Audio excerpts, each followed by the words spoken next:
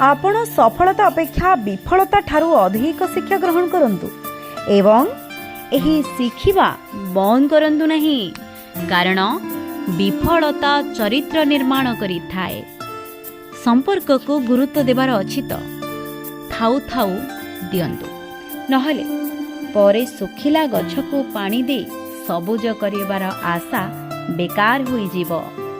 प्रभु सर्वदा मंगलमय मने करी जीवनर समस्त कर्म ठीक रे करि चलिबा फल निश्चय ईश्वर देबे। वास्तव रे दुनिया सबुबेले अलगा होई थाए, भावना दुनिया ठारू ही। सेइथि पई तो सबुबेले बुझी विचारी निष्पत्ति नेबा दरकार।